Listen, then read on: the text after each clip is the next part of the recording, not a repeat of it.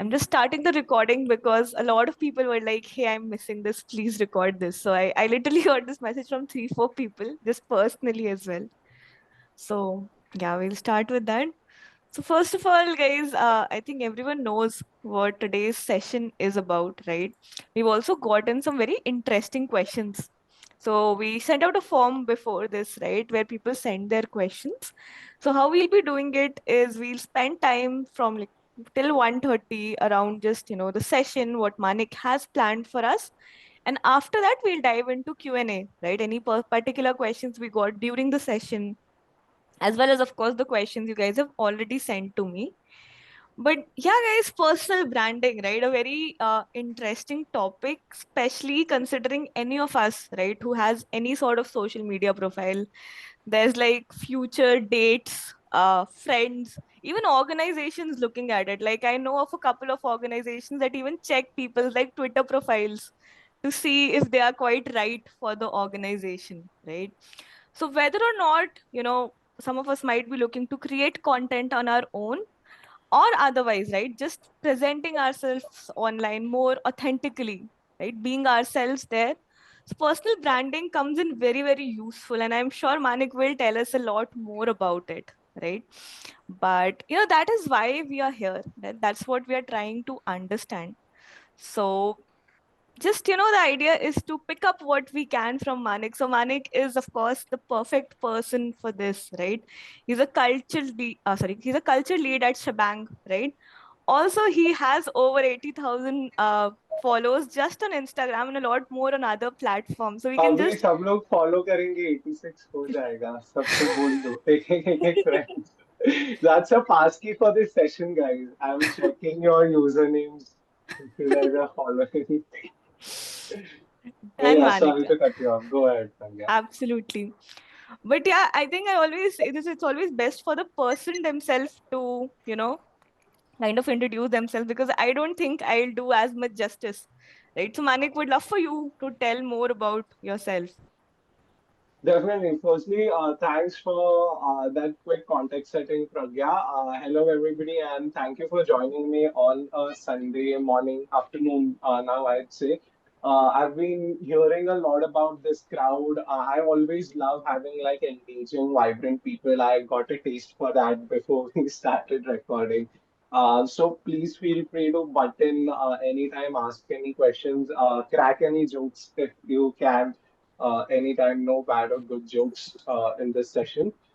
Just a bit of intro about what I do. I'm a culture lead at a marketing agency called Shebang. That's a very useful title to put on my Bumble profile because it gets a lot of people asking what you do as culture lead.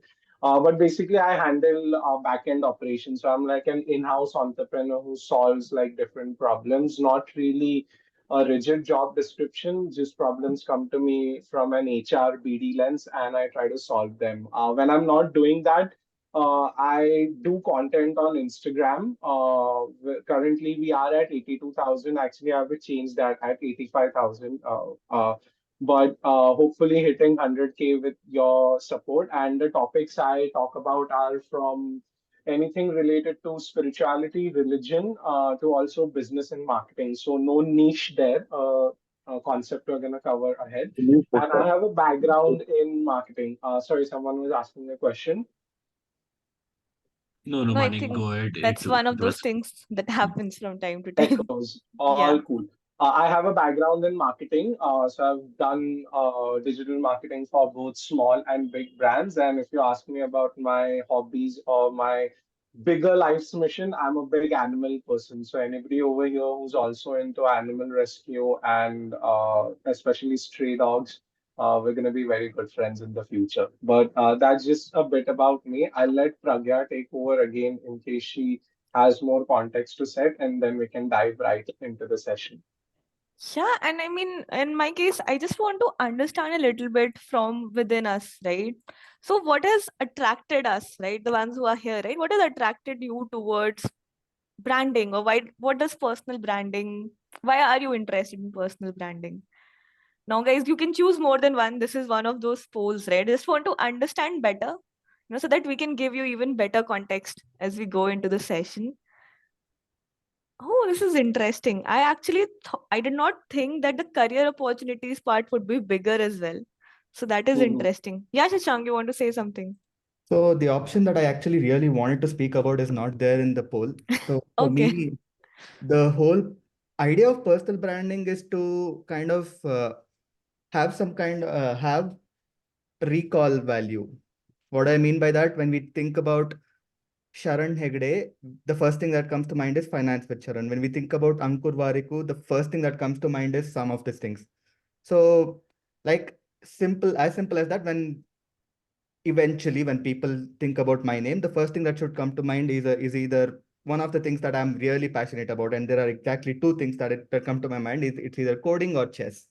So Mhm. creating a brand that is as strong as that is really my goal.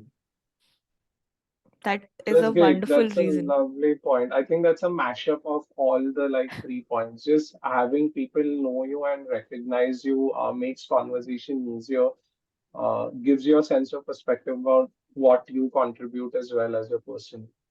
So definitely a very good point. I'd say it's the same for me. I started with the same intention to create just recall value so that people know me and what I like, just about sharing my passion with the world. Absolutely. And guys, I think just like Shashank shared, if anyone is comfortable, you can also just share if yeah, Rishabh. What I think so Manik and Shashank basically covered, right? For me Hmm. also, as a second generation family business owner, this thing for me it's not more about marketing my business per se, but what can I do on social media right now that I'm trying to figure out what I can do, right? Because I come from a traditional business setup where we are doing metal work, and right now there's not a lot of uh, online potential that we are seeing from a B2B perspective.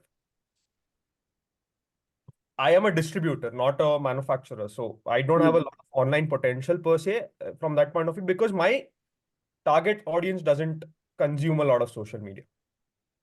So my whole thing is like what Shashank basically told, right? Irrespective of what I do in the future, people should be able to relate to me.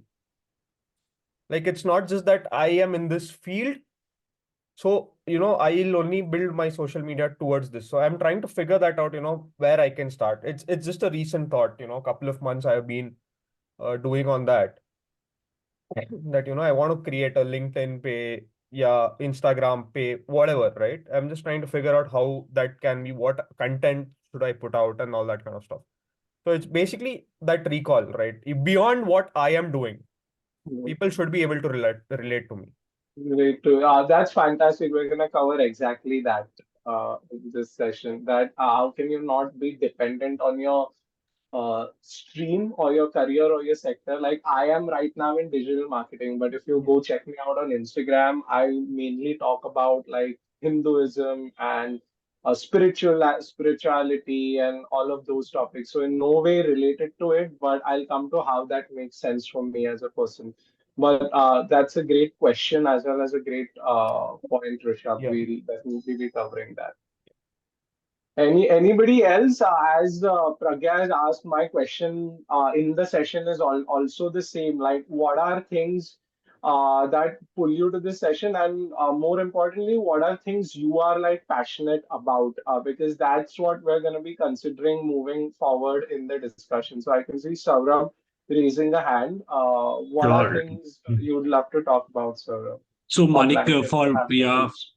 for me, I am quite into LinkedIn, right? Mm-hmm. And I keep writing, but finding that niche is one problem, right? Mm-hmm. What niche I can talk about. Apart from this, Manik, sometimes you are out of content, right? Mm-hmm. That is the biggest challenge for me. I want to write. I want to go ahead and build a good branding there, right? So that Mm-hmm. yeah, I can also get a recall value. But somewhere I am like, okay, अब क्या लिखना है? What should go Correct. next, right? How I can Correct. follow up where I have got the good reach, right? So these are the Hmm. major problem that I am facing building a personal branding there. And if I can ask, what topics do you generally like to write about, regardless of whether you have an idea or not? What are topics, as you can see the question on the screen, what are topics you love to like yap on about for hours and hours? For me, Manik, it is more about entrepreneurship, and I am a developer, so more of a developer and entrepreneurship. I see technical development as Yeah, well as like IT industry trends, correct, tech correct, trends that are correct, happening. All right, Yeah. great. correct. We also have Ganesh. Yes. Hey Ganesh, hi. Oh, sorry. Sorry. Yeah.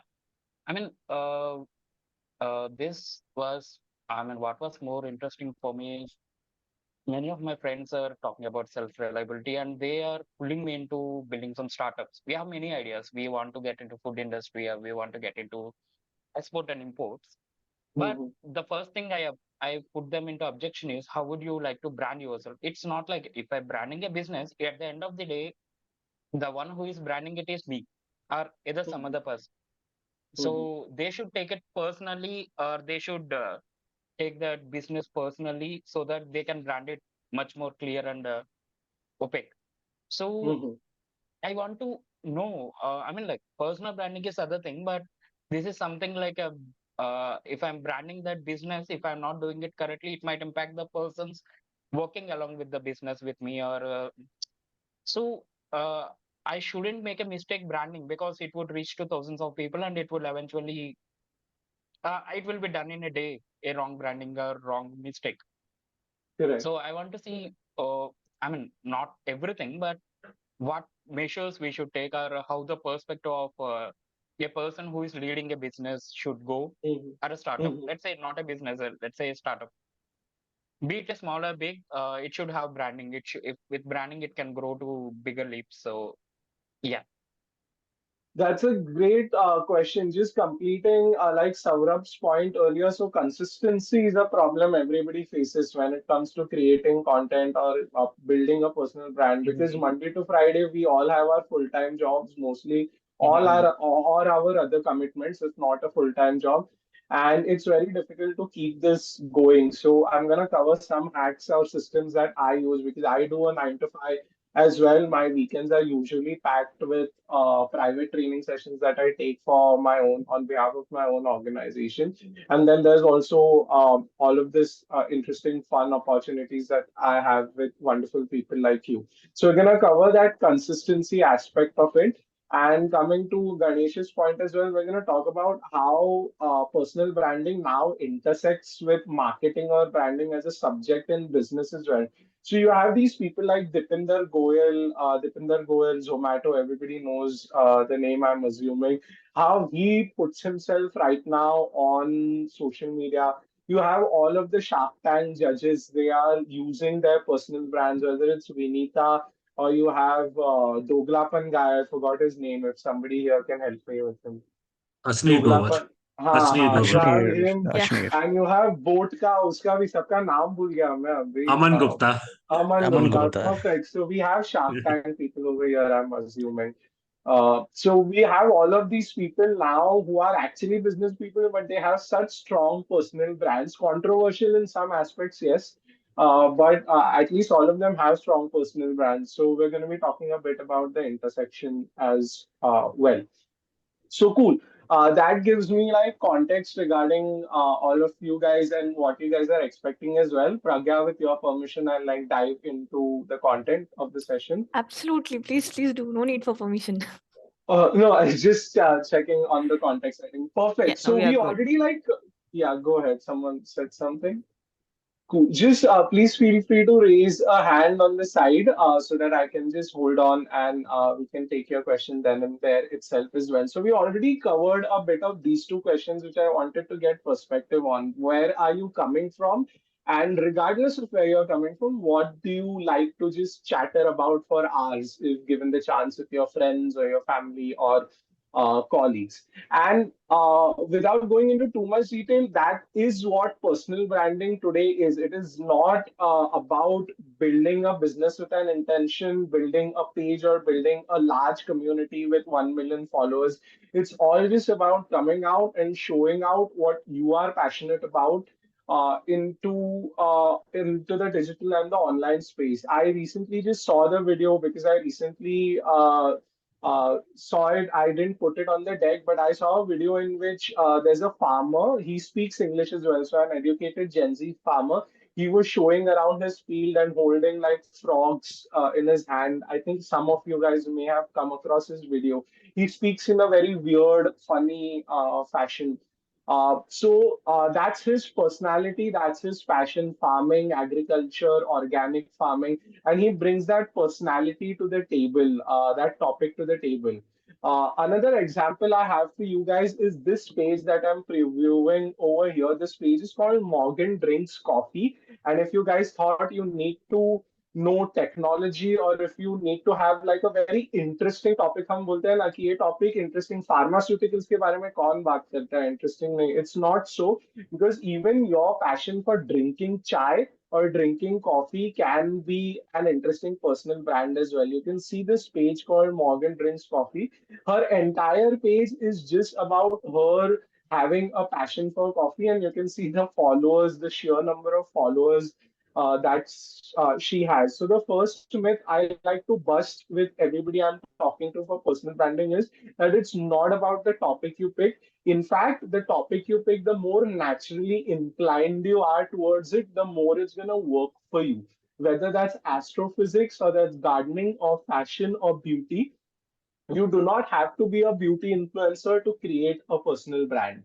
A personal brand can be created out of anything you really, really like, whether that's reading book as well. We have entire pages that only review books. In fact, if you're someone who really likes to listen to music, there's a page where the guy just comes in every day and just recommends unheard songs or underrated songs. Some of you might be following him as well. So personal branding can be born out of anything that you like. Now, I'm just showing you guys like four personal brands that I really resonate with, and they can teach us a lot about personal branding.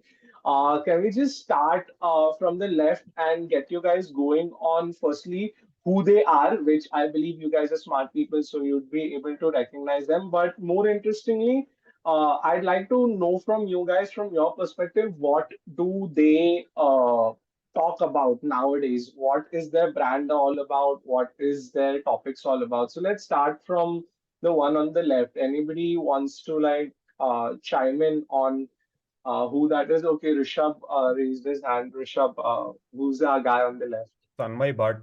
Like, Correct. But what are his topics? so he is today, I think so, probably would be known for his storytelling strategies online, his Mm-hmm. advertising storytelling, the Correct. human connect. Plus, Correct. I think so. He probably, from my point of view, he is a lead in building online distribution. Mm-hmm. That's an Like he interesting term. has a kind of cracked it with the multiple channels that he has of lately, Mm-hmm. tie-ups, Mm-hmm. individual channels. He's cracked different niches. Like Mm-hmm. people usually tend to face trouble with building one niche, but Correct. he has that insight, SME level insight on social media distribution that I think so is amazing. Perfect. That's a good answer. We're gonna dive deeper into that answer. Can we have someone else also start on the second one? The lady in pink. Who wants to go next?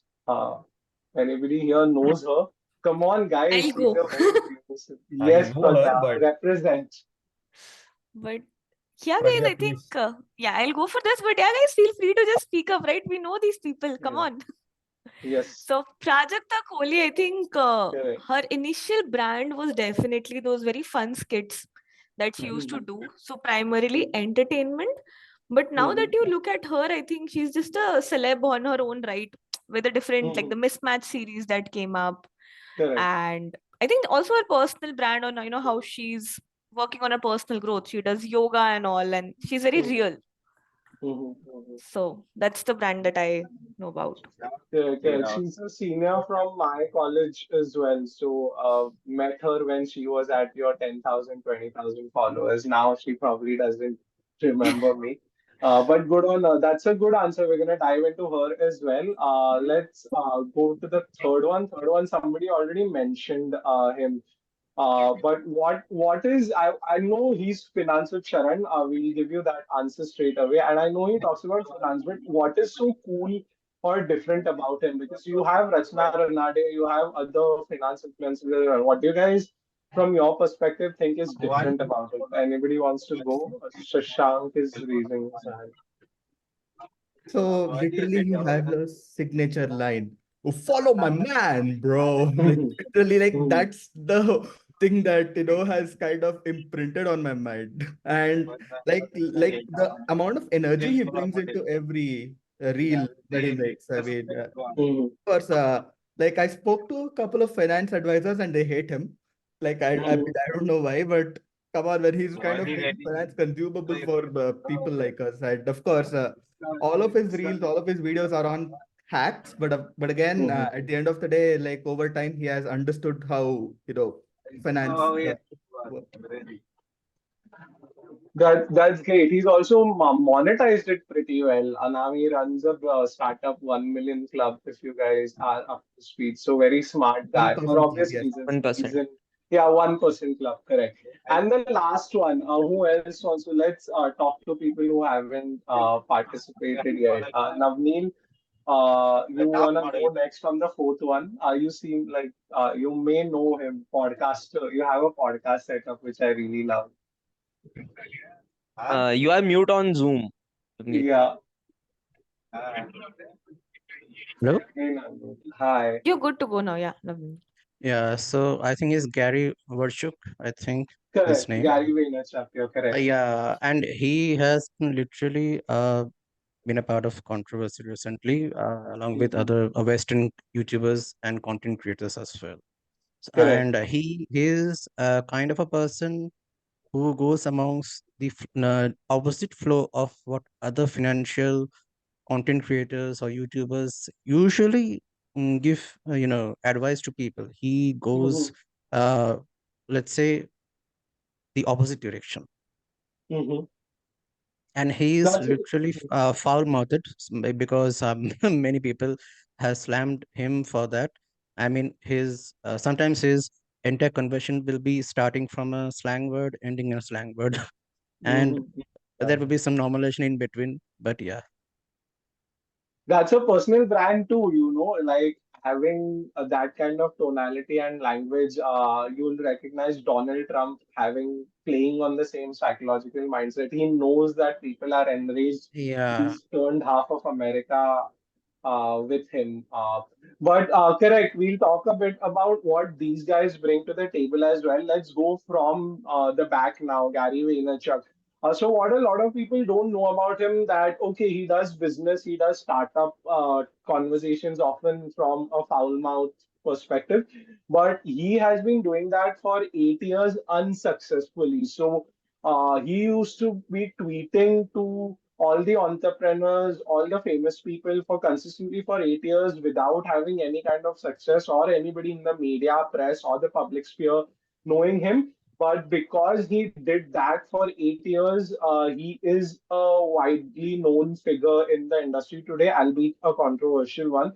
What he teaches us, and one of the, I'm just giving you guys four important takeaways before we even dive into the main aspect, that personal branding is not an overnight game. It is not a 6 month game as well. It takes, if you start today, it's probably going to take you like 2 to 3 years to actually build a personal brand. What happens is we see overnight successes, something I'm going to come to, and then we feel like, hey, he shot 2 reels or she shot 2 reels and she went viral, but I've been posting on LinkedIn for quite a while, hasn't yet worked out. It is a matter of rebuild consistency. That's the cold hard reality. If any person is trying to sell you an online course for 99 bucks and telling you you'll build a personal brand, that is probably a scam. So we should try to stick away from that.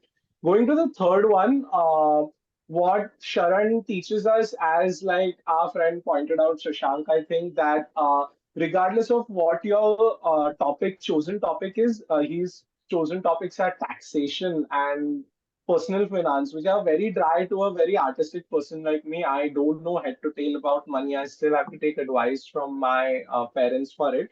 But he makes those conversations very fun, whether that's doing very caricaturous conversations on the camera or using like a tagline. Shashank mentioned his tagline. So it's not about what topic you picked. To reiterate, it's also about how you make it fun, how you make it engaging for the people. What Prajakta teaches us, a lot of people are scared to put ourselves online because we feel, hey, nobody's gonna like my face, nobody's gonna like my voice, I don't have a good camera. We make a lot of excuses regarding the kind of personal brands what we want to build. But Prajakta faced that same initial heat when she started out as well. Something I know up close and personal because I knew her when she was in college. She was compared to another famous brand called as Superwoman, Lily Singh. Some of you might have heard her name, and she used to be called a copycat of it. She got a lot of hate on the internet for it. Today, she represents India in the UN. Last I checked, she's met Obama. She's a celebrity with her own feature film now as well, and a feature series now as well. So it's all about being yourself and relatable. You do not have to cosmetically change yourself. Right now, all the people on call, whether you guys are entrepreneurs from a traditional industry or just a younger person who has no clue about the area of their expertise but is passionate about that field, it doesn't matter. You can stick to what you are already. And lastly, very interestingly, what Tanmay Bhatt teaches us कि ये niche का जो हमारा topic आता है कि मुझे नीश नहीं मिल रहा है, मेरा नीश सैचुरेटेड है, ये भी कॉन्वर्जेशन आते हैं कि everybody is talking about finance, so why should I also create a page on finance? Nobody will follow it. What Tanmay Bhatt teaches us is that personal brands are constantly evolving. We knew him from AIB days like 10 years ago. Then he went through a lot of controversies, had a lot of backlash, was involved in a lot of shady stuff. He's now bounced back to becoming a finance personal content creator as well. He talks about AI nowadays, if you guys have seen, and he talks about gaming as well. He's recently entered the world of marketing, doing his own ads as well. But at the essence, what we know that Tanmay Bhatt is equal to relatable and funny. Tanmay Bhatt, whether वो reaction video कर रहा है या finance कर रहा है, he's gonna have a joke in there. He's gonna have something that we really like to see him react to stuff. We like to see him discover stuff. That is why a comedian doing a gaming reaction video works because his personality has not changed. His topics may have changed. Point over here being you do not have to worry that whether if you like coffee today and if you end up liking chai today, you can talk about that as well. Do not restrict ourselves mentally कि ये मेरा sector है या ये मेरा niche है. It cannot work like that. I think somebody just pointed out they have chess that they really like and IT that they really like. That just means that the personal brand is about being a smart person. It does not mean they can only have a separate page for chess and a separate page for IT or the other topic that they mentioned. You can have the same page that talks about your passion for chess, also talks about what you're discovering from a tech lens, as long as you're coming across as a smart person. So these are just four essential qualities that we need to keep in mind going ahead into the next 45 minutes or so. And this is what we're going to be covering how to form your value proposition, how to pick your niche. Then we're going to go into brass tacks content creation.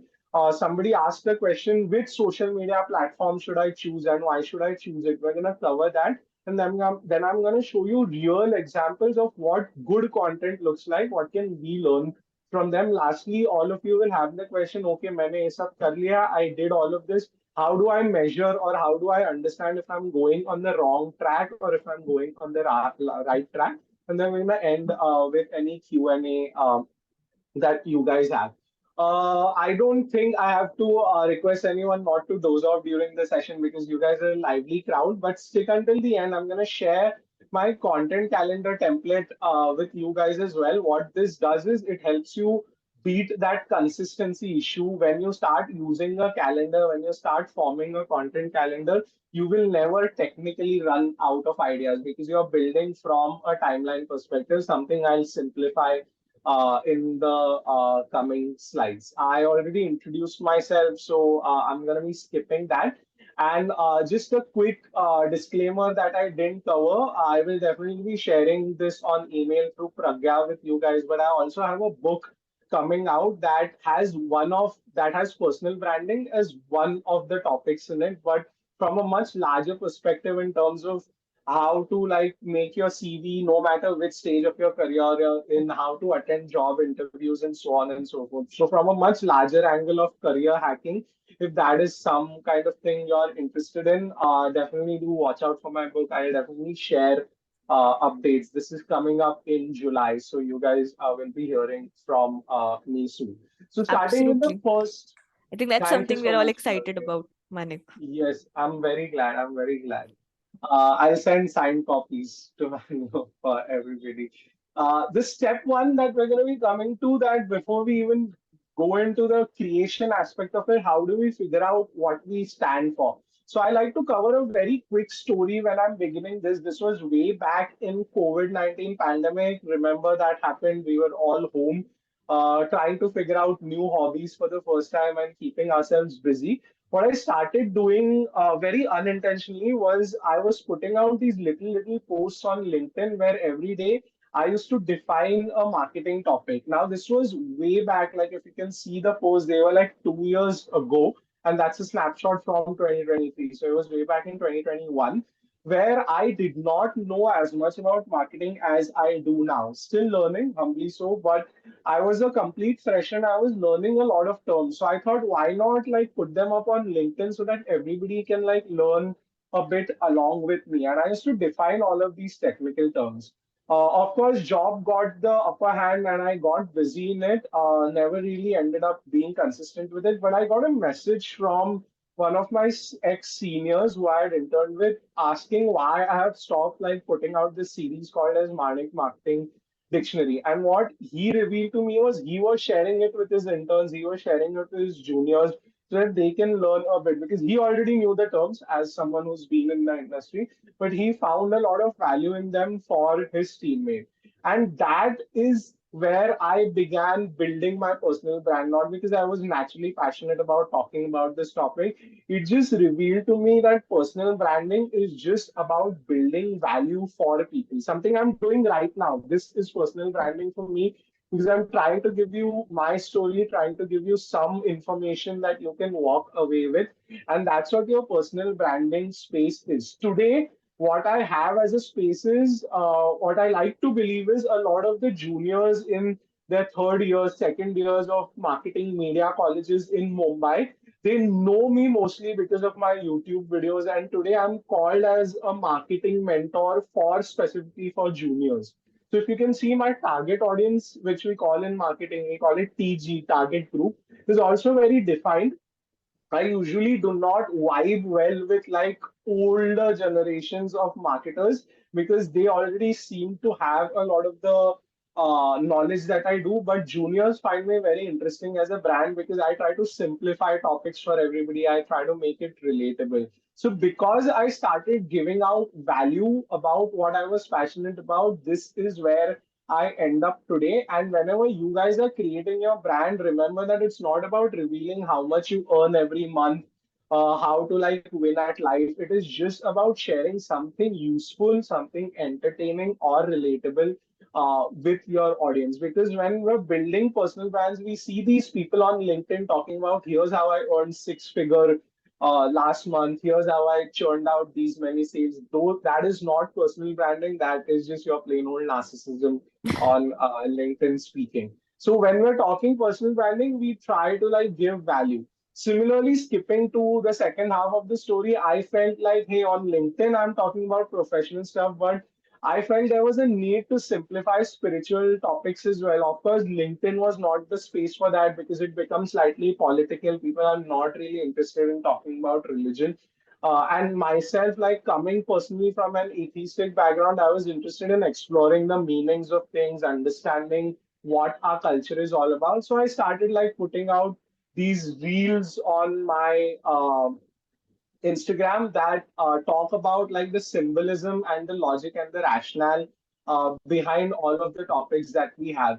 here as well, I was trying to give value to people instead of like fooling them or giving them like redundant theoretical information. All the reels that I post, they are spoken in plain English in Gen Z language that simplify very Mhm. heavy concepts in very simple Gen Z terms that people realize, okay, if you guys can see like on the screen, all the questions are something you guys might be intrigued by as well. So that's what I like to cover. And today, that's again where we are. It's all about building a community of people who are passionate about the same topic. I'll cover this point, and I believe someone was raising their hand, so we'll take that question there. But this Right. is what I want to like cover before we jump into the question, that your niche isn't about a topic, it's about your personality. So if let's say I think Rishabh mentioned like you're from a traditional business background, you're doing so and so, you're in a B2B sector. It isn't about what manufacturing or steel manufacturing you're in, it's about what you're bringing as a person, which I feel you can talk so much about how to be an entrepreneur who is in a family business. There are so many people taking on their family businesses, but they face a struggle because family thinks in a certain way. You are the youngest in the crowd, you're the next one watching after it. So the kind of struggles you've faced and how you're taking your family business from A to B तो कर लिया family ने, अभी आप B to Z लेके जाओगे, तो how are you infusing technology, how are you infusing your modern thought into like a traditional business? So you, it need not be relatable for someone who's in steel manufacturing, but it will be relatable for a guy like me who's interested in learning from you about how to like build your own business. Even if you have a family business, it's still a responsibility, right? So the Yep. personal brand over here is not about steel manufacturing or B2B. The brand is about how you're managing so many people, what goes on in a factory, what goes on in that industry. Relationships are something I reckon matter a lot, since you said like you are a distributor. So that is the personal brand that we are gunning for. Now you can see like three examples over here. This guy, I think a lot of you guys know him. His name is Beer Biceps Ranveer Alavadia. Yes, more or less you guys have heard of it. Again, a controversial figure. So we'll not take polls about who supports him and who does not. Makes But what sense. his, yeah, what his, otherwise this it'll turn into a chat war over here.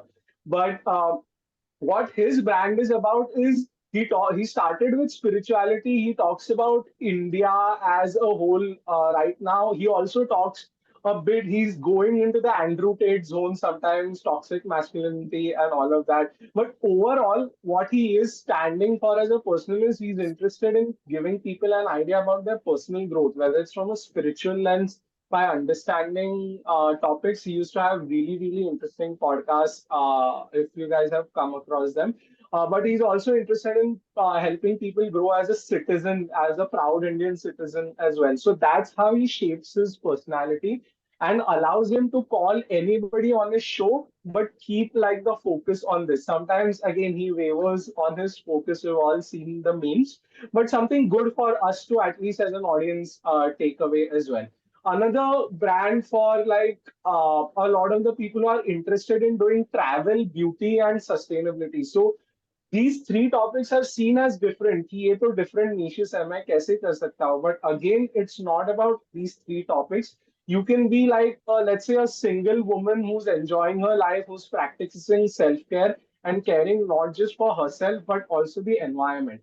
That is the personality I want to follow you for. I don't want to follow you for your food recommendations. I want to follow you for your reactions on those food recommendations. Where are you going out this Saturday? Now, I myself post a lot. I do cafe hopping, as I'm sure some of you guys do every weekend as well. So I post on my story. So my friends have been starting to call me a food blogger, which I'm not. I like to focus on the food and less on the camera.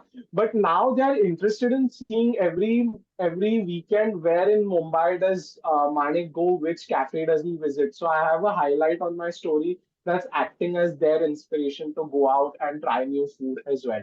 It's not about the topic, it's about what you're bringing on as a person as well. And the last one we already covered, it's not about AI, gaming, or any other topic Tanmay covers. It's about someone की ये तन्मय भट्ट है ना, मतलब ये authentic reaction देगा, ये कुछ ना कुछ जोक मारेगा, and ये मैं 5 मिनट देख सकता हूँ while I'm traveling in the reels. That is the mindset we as an audience develop, because these guys have been focusing not on their topics but what personality they bring to the table. So a lot of the technical terms, but I'm going to be simplifying them into just two. You first need to know who you're speaking to. That's what you need to have in mind. That covers half of your circle over here. I won't go into them. It's called just the target demographic.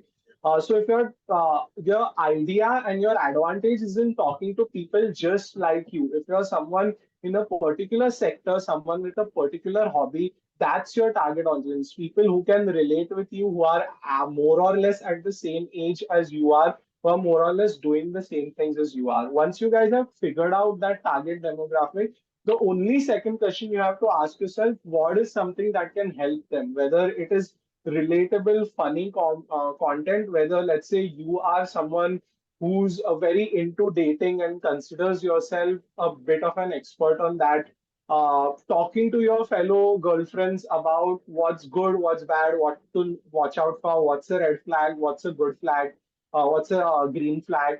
That becomes your content because you know that this is what my target audience is consuming. So it's very important to actually go and sit with your target audience, which again will be natural if you guys are picking people just like you around. You guys will naturally have those kind of friends around. If you don't, internet's a wide net right now. You can definitely join the right groups, follow the right pages. So understanding who your target audience is and what are they consuming, how can I add something to their life? How can I take away? How can I give them a takeaway that they can use in their life, whether that's entertaining or educational? Those are the only two questions you really need to ask yourself. At this point, when I talk about personal branding, a lot of the people, another excuse is that my age is too young or my age is, I'm too on the senior front. I show the example of this is my own dad. So he saw me making reels, he saw me hitting 85,000 followers, probably got a bit interested in chasing that number as well. So he started making these reels now, and my dad is inching 60. So I like to appreciate him because he's an example that age doesn't matter today. Your quality, your camera quality, your audio quality also doesn't matter. Dad shoots it at home like I do. I do not have a setup. Would have shown you guys my room, but messy right now. So it's just about you putting yourself out. In fact, we're going to be seeing one of the examples where people are just being their authentic selves. Now, I don't know if you guys have come across this video, but there is like a couple who's like cooking homely recipes in the villages as well, and they shoot that content and they put that up on reels, and they put Yep. that up on other regional platforms as well. You guys must have come across their videos. I don't know their exact username, but they're a couple in a village, not as much access to tech like us do. Of course, maybe their son is shooting for them. But if those kind of reels can work really well, then you do not need a setup, my friend, is the point of it. And you do not need to worry about your age barriers as well. So before we now that we've understood, okay, this is somewhat what personal branding is. It's all about doing value delivery. We're going to be diving into the second section, which is okay, now that you understand the theory, how do I like start creating content around it? Because the only two ways to build a personal brand is, of course, to go to meetings every weekend, which I'm sure all of you guys are already doing. So that is building your personal brand as part of the club as well. But the second sustainable way that gives you much more reach is, of course, entering the digital space, because you don't have to be physically present. You can reach 1 million people at the time. So the second way to build a personal brand apart from networking is creating content, which is something we're going to be diving into. But someone had a question. I think I saw the name Shrishti who raised a hand. I'd love to take that right now if that is something Sahiti. I've not yet Yeah. covered. Sahiti, I believe, yeah. It's me. Yes, Yeah. yes. Hey, Hi, Shanti. Mohit. Hi. As I've heard you speaking about, you are interested and you are doing the content on Hinduism or some community. So I'm Correct. also interested on that. But Mhm. it is like I feel like I'm restricted to certain audience. Like if Mm-hmm. I'm thinking about to share about such something about history or something anything else, which is Mm-hmm. the history is something and the depicted one and which we have read is something else. So in some Correct. cases it is like that. So when I'm Correct. about to share that content, so I'm facing Mm-hmm. like more of negativity on that. So how can we face that? Like how can we like publish more? Like how can the reach, I'm talking about the reach. So Correct. I'm like restricted to some reels like that. So how can I do that? That's a perfect thing. We're going to be diving into the whole creation aspect soon, but I'd just like to touch upon that because you brought up an interesting point. What if you are in a controversial niche like I am? Because religion, spirituality divides a lot of people. How do you ensure that you don't get the hate for it? So I'll just screen one video on mute because it has a lot of subtitles you guys will be able to see as I speak in the background. Mm-hmm. Just showing one of the videos for you guys that would be okay to show. So let's say Mm-hmm. just this video that I was talking about, like why we have like sat feras in Hindu marriages.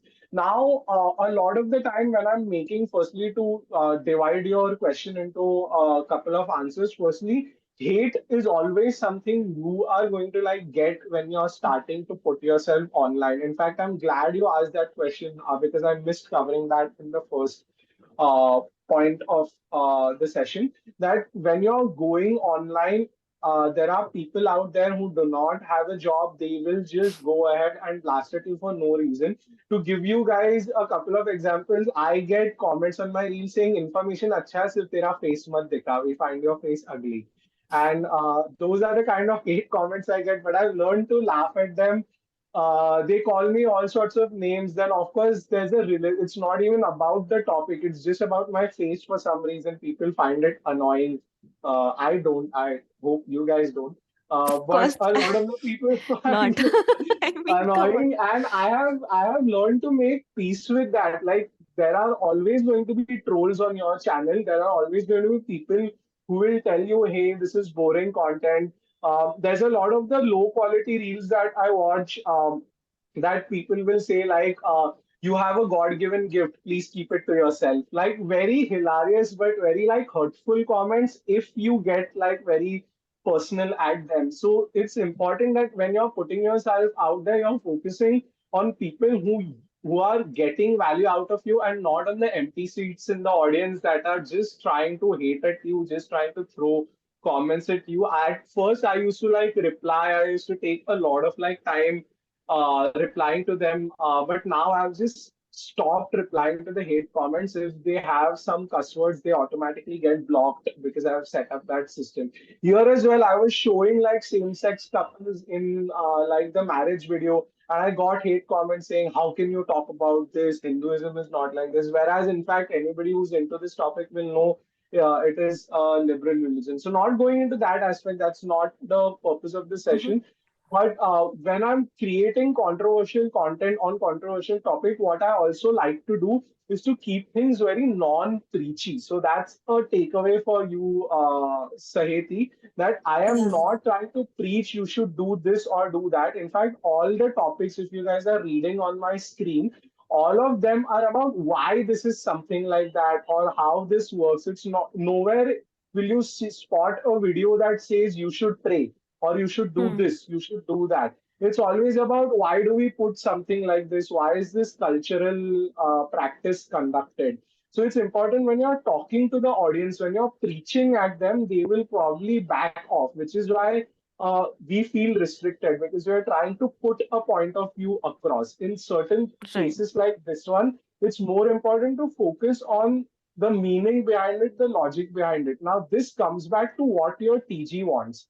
What I realized is that my target audience, like 25, 30 year olds, they're actually Mhm. sick of getting preached to. They're sick of like being called religious or atheist. They just want to know the science and the meaning behind it. So that was the pain point I realized, and that is what I am trying to solve. I'm not trying to push an agenda.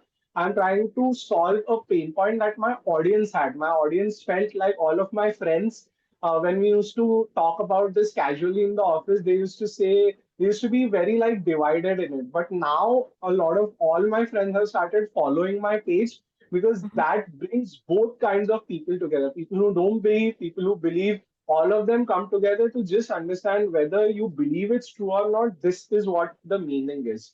So, to answer your question again in one line, focus on education, focus on the meaning, and focus on what you actually want to like convey instead of what your audience like wants to consume. That should be like your focus instead of what can work or what Mhm. not. That will immediately get you reach because as we're going to go into the second section, social media algorithm जो लोग बोलते हैं वो सिर्फ simple है if your content is being shared that is it. That is when Right. your content will go viral. Shareability is equal to social media algorithm, which we're going to cover in depth ahead. But I'll just take one more question and then we can Yeah. go to Actually, the next Manik, one, I'm Ganesh. thinking maybe Yeah. we take the questions at the end Questions because, towards the end, yes, so that we like can we usually do, continue otherwise running we through might not be this able to cover session. everything that we want Correct. to.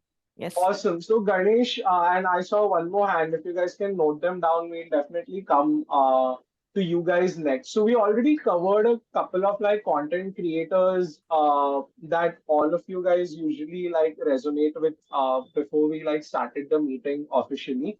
And I'm sure there are like some content creators here as well who are trying to create it full time and part time. If I ask you guys, like, what's your biggest challenge or issue with creating content? A lot of you guys already pointed out that consistency is a problem, hate online is a problem. These are all common problems that we all as content creators face. But if you follow a specific process to it, most of them will go away, which is what I'm going to be covering next. How I create content, simplifying it into just 7 easy steps for you guys. Starting with the first one, a lot of the times when we say मुझे content create करना है personal brand के लिए build करने के लिए, we jump straight into the creation aspect of it, but never really curate. What is important is that first, if you're now that you guys have figured out what your brand is, what topics you want to talk about, you have to start following at least 50 plus accounts and you have to start gathering 200 plus reels, saving them, and actually just dissecting them to understand how is content in this sector, in this space, in this personality category created. If you want to become like someone, you have to like just start following them, understand them, and start mirroring them at the first. You will then automatically develop your own personality. In technical terms, we call this content curation. So I'm just going to show you guys an example. Before like I started like doing spirituality, marketing was my niche. So I started focusing on what are the best ads that are coming across, and I started logging all of them. For those of you guys who are seeing this interface for the first time, it's a Notion software. It's just a glorified Excel sheet. Won't go too much into that, but helps you save a lot of stuff at mass. That's what this is about. The IT people might have heard about this, but what I want everybody to focus on is that every good ad that I come across, I'm logging it over here. I'm categorizing it by keywords over here, categorizing it by industry over here, so that what I'm doing is I'm prepping my brain to constantly be thinking about activity. You can to think about advertising and to think about marketing.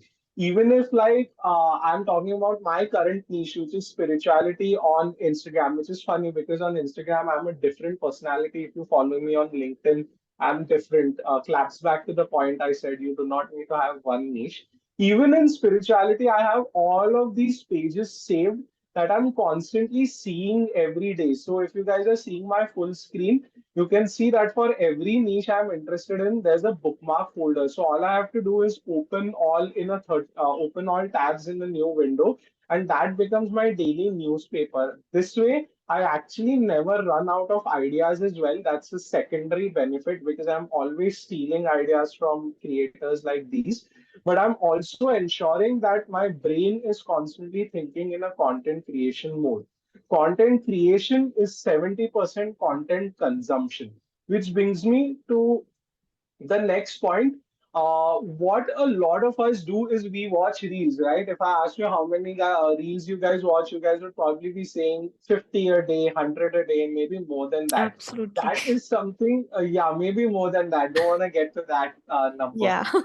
But what a lot of the times we see good expert content creators doing is they don't passively consume like the rest of us. What they do is they do something like this, where every time I come across a good reel, I have actually written down what is so good about that reel. So this was done by a brand called the Tiggle. If you guys are into hot chocolate, you guys must have heard of them.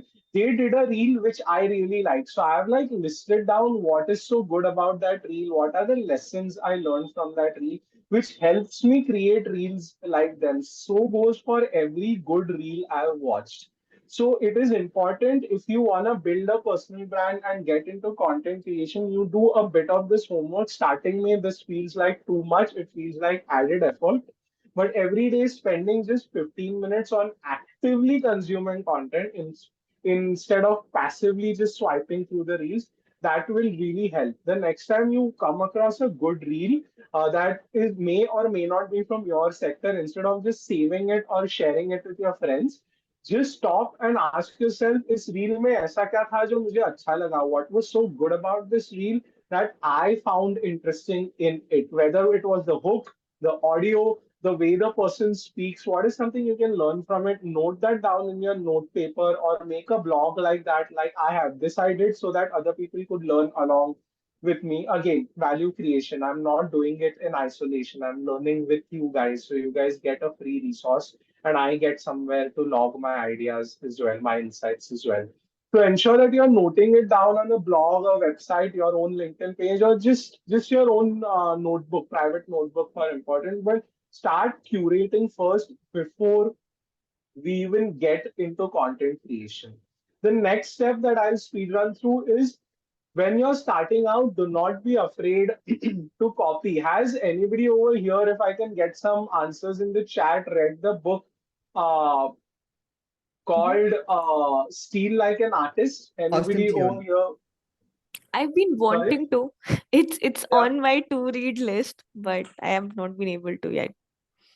Perfect. So that's a very famous book. What instead of now that it's on your reading list, I can get it off as well. Because all the book really is trying to say is, if I have to summarize it in one line, is don't be afraid to copy when you're beginning. I'm not saying we should be Mhm. plagiarizing the content end to end, picking up their exact words and or words just cross posting their content. What I'm saying is, Mhm. don't be afraid to copy other people's personality at the beginning. Over time you will naturally develop your own voice. Just a quick example, couple of examples of that. Prajakta, when she started out, a lot of her video content, for those of you who've been following her, was very similar to Superwoman, was very similar to Lily Singh, but eventually now she is a different personality, much more mature, in a mature space that I think Lily Singh is, because Lily Singh still caters to the brown diaspora in Canada and the US.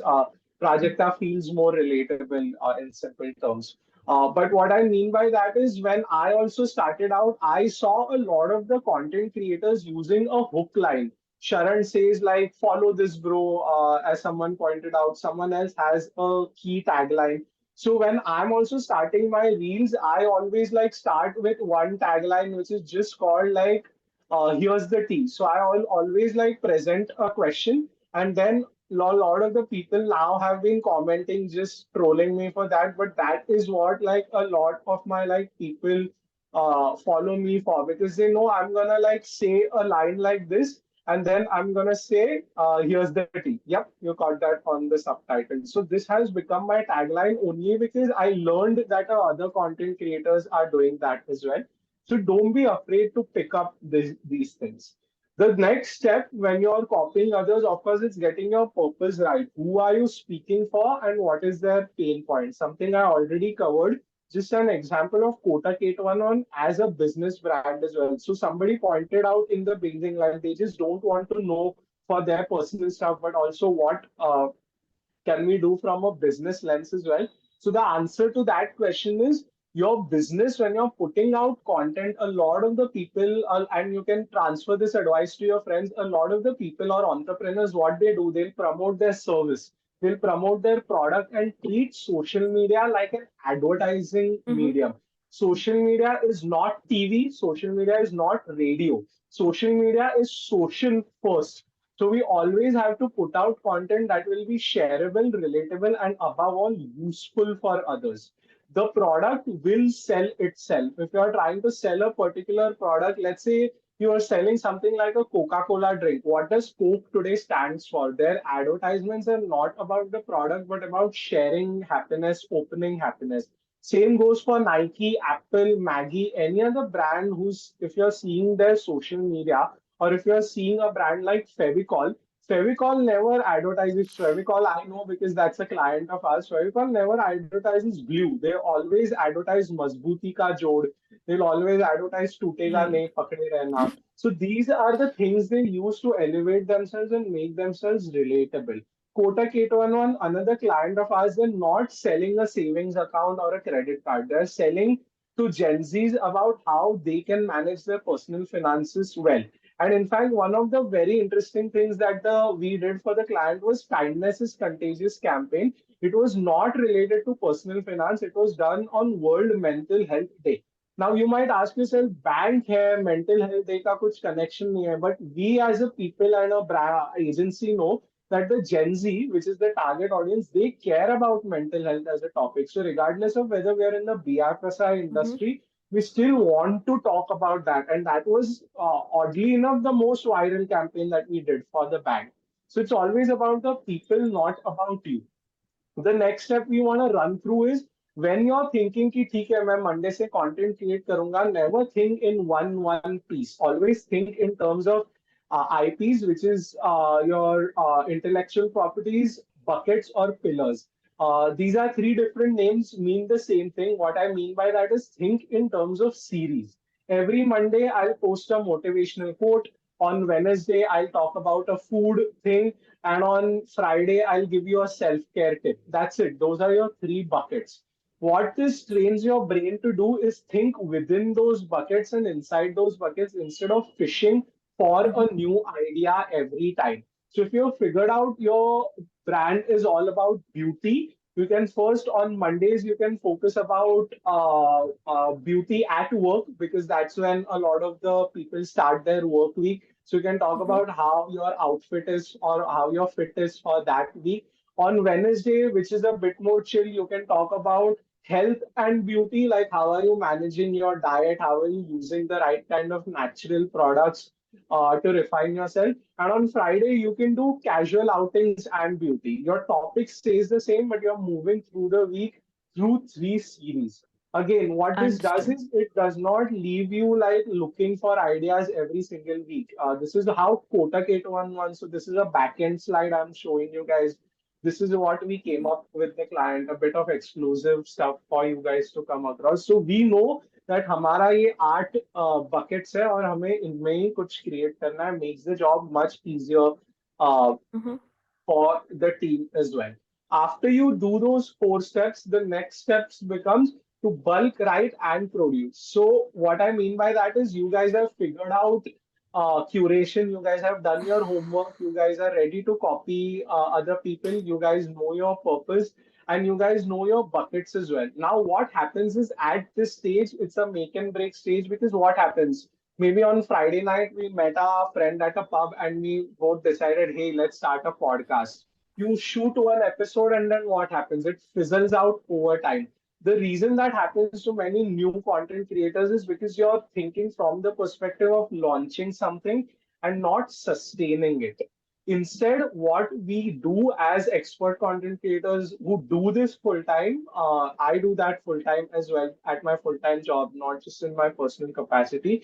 We often batch produce. We often write our scripts 5 times, 5 days for once, and then we shoot them throughout the week so that we have our content ready to go. So the first practical step for you guys, takeaway for you guys over here is when you're creating content, always ensure you have a repository of content, maybe 2 weeks worth of content, 1 month worth of content. have that ready so that if you get busy, which you're going to get, consistency, trust me, is a myth. Even I am not consistent, but I have scripts ready at the back end, which is why to you guys it looks like I'm producing daily. Consistency is an absolute myth because we all have our daytime priorities that we have to juggle. So ensure that you're giving yourself enough cushion by creating like 5 reels at a one time, keeping them saved somewhere. So this is how my private calendar looks like. Right now, you guys can see that I already have these 4 reels ready to talk about. I have their scripts ready over here. I have like any reference link I need over here. So it makes my job very easy because tomorrow I don't have to think. I just have to pick up my phone and get it shot. This is how my entire like previous calendar looks like. All of these reels were Wow. something I had already planned. So you guys think that I'm posting daily. As you can see, these were created like months back, but now I'm posting them again and again. So that gives the impression of consistency, helps me at least be consistent on the front end as well. So always bulk write and produce. So And then just a even, quick question yes, here, Manik. Like, what would yes. you recommend? What's for a person who's starting out? Ideally, Mhm. how many days should you have planned in advance? When you're starting out, absolutely for the first time, 1 month really helps. And you don't have to post daily. That's a myth as well that algorithm favors your 24 hours daily. There have been weeks where I've not posted. I'm still fortunately at 85,000 followers. So Mm-hmm. you can decide key frequency. Maybe let's start slow. Let's start once a week. So you can have 4 posts ready that you go in the first month. Then in the second month, you can decide, okay, Abhi, we have started it, let's do 2 posts. So in the second month, you can have 8 posts ready. So you Got it. sit down, you write down 8 ideas, then you build on those. You don't have to get 8 ideas perfect. Mm-hmm. As I think everybody over here has at least like 2, 3 years of work experience. So we are all Right. mature in the topics we like. Nobody over here is fresh out of college, I feel like, or at least fresh out of school. So we have some idea about what we want to talk. We write down those topics, then build on it at a time. But to answer your question in one line, 1 month's worth of content really works wonders. That is not a Powerful. cheat code for us to stop working that month. It is a backup for us in case we are prioritizing something else, which brings me to the second last point, creating a daily ritual. So, a beautiful insight I like to share, or a revelation I like to share with everybody is a lot of the people come and tell me, oh, you are making reels, which means you're very consistent. But it's actually the other way around how my psychology works. I am making reels to be consistent, to stay consistent. What I mean by that is I have a daily challenge. So previous day I'll like write a script. If I already don't have it bulk produce, I'll keep it ready. I wake up every day at 5 o'clock. So no Saturday, Sunday waking up late for me. I started the today the same way as well. And before I'm like going to the office, I've edited the video, I've posted it across. So this is a challenge I give myself every day that मुझे एक reel एक बार में post करना ही है एक दिन में post करना ही है and that becomes some sort of like a motivational ritual for me. Anybody over here who watches like F1, Dream to Survive, Drive to Survive, sorry, all of these races, you guys must have seen that all of these racers, in fact, all of these athletes, whoever over here is from the sports industry or does sports at the side, you guys will have noticed all the good athletes, they have their rituals right before starting the race. They will listen to music, say something to themselves, or just be in isolation that Mm-hmm. helps them get into their flow state, get into their mojo, and it really just pushes you. Now, I'm sure that a lot of like active people in this club, so you guys must be going to the gym as well, or at least trying to be consistent over there. What Yeah. happens when after a lot of the days you don't go to the gym? Your body starts giving you signals that I haven't gone to the gym. If I don't go to the gym like every 3, 4 days, what will happen is my body will start like giving me signals. It will start feeling a bit on the sweatier side. Something happens to my body. My doctor said that's pretty normal because what my body is signaling is you have created a ritual for me. I'm not getting that. and therefore we need to like keep that going. So when now that coming now translating that and bringing it back to our topic, when I'm not creating a reel every 3 days, I actually start getting panic. I actually start getting panicky. I actually start getting uneasy because the moment I see 3 days ago posted on my own feed, I know that I've trained my brain, trained my mind to be that productive and ensure that I'm getting consistent. So a practical takeaway is once you guys have some backup in mind, Mm-hmm. do not use that as an excuse to stop creating. Create a daily ritual. Now, if you guys have read books like Atomic Habits and Mm-hmm. all of these other like productivity hack books, you guys will be, this is where I'm bringing that insight from. Having a daily ritual for content creation helps, whether it's just writing down a script, doesn't mind, push yourself to do it every day. Now, these are two contrasting things that work for contrasting people. Some people like to bulk and then post. Some people like to do it every day. One of my friends, what she used to do is she used to bulk write, but then she Mm-hmm. used to hate all her reels and then delete them. So I told her, don't bulk write. Don't create in bulk if you're going to end up hating them and deleting them and not posting them. You do one reel at a time so that you'll have to post it, you'll go one step at a time. So you got to figure out what ritual works for you. And coming to the last part of content creation that a lot of people don't really do is commenting and just engaging with other brands. So can I just get Mm-hmm. a quick response in the chat from people regarding which brands they have seen commenting on all your viral reels? There are some very uh, easy common brands that are nowadays they have started commenting on reels as well. They are actually not people. They are actually correct. We have our first answer from Pragya. We have Zepto, Blinkit doing it. Anybody else wants to take a guess? You guys must have Yeah, seen them in the comments. I yeah, think Uh, McDonald's and all that. correct. McDonald's, KFC. Zomato is McDonald's. another big one. Zomato is a big one, correct? Which else? Any like other brands? There's one brand very close to Zomato that actually started this. Can anybody guess? A close competitor of Zomato. Correct. So we have from Shrishti, we have Swiggy as well. Now Swiggy, I know Swiggy's admin personally. So what she told me was that she realized that a lot of the brands and a lot of the accounts in general, they're not following this last seven step, but they're commenting on other pages, which is actually a hack to increasing your ranking in the algorithm. What I mean by that is when you start commenting on other pages, your page Mm-hmm. also starts getting more traction from the backend. So what we have to do is, of course, we do not have to. Firstly, that's not a cue for you guys to go and spam pages. It's also not cue for us to just comment whatever we want. You know, sometimes we just leave three emojis like fire emoji, clap, clap, clap emoji. Mm-hmm. Those are considered inauthentic comments by the algorithm. And I'm kidding you not, now LinkedIn is also using AI to read your comments. So whenever we say commenting for better reach, we do it with the right intention to help the person that's actually gonna hurt the person. Just a quick insight for you guys from the back end, because people and social media algorithms now they care about the authenticity of your comment as well.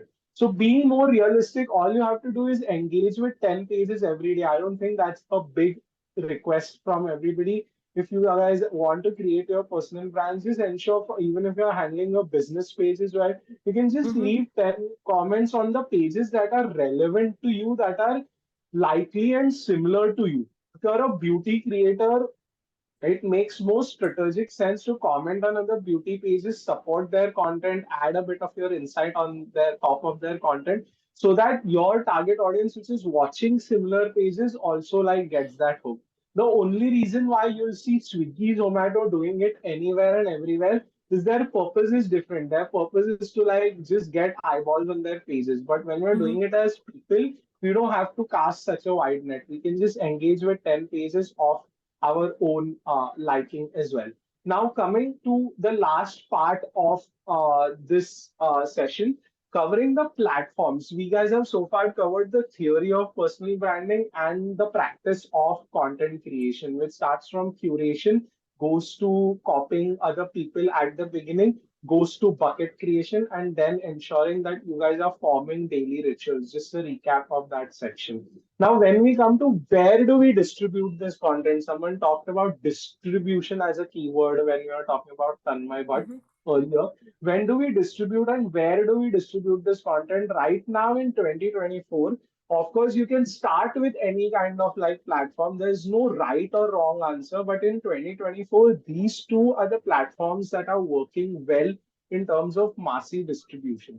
YouTube right now is facing a huge backlash, if you guys have noticed, because a lot of the Mm-hmm. creators are getting demonetized. The algorithm is Correct. messed up. A lot of the content creators are losing their channels even when they haven't done any copyright violations. So YouTube is in bit of a hot water right now. Probably not the best channel to begin at this moment if you're new.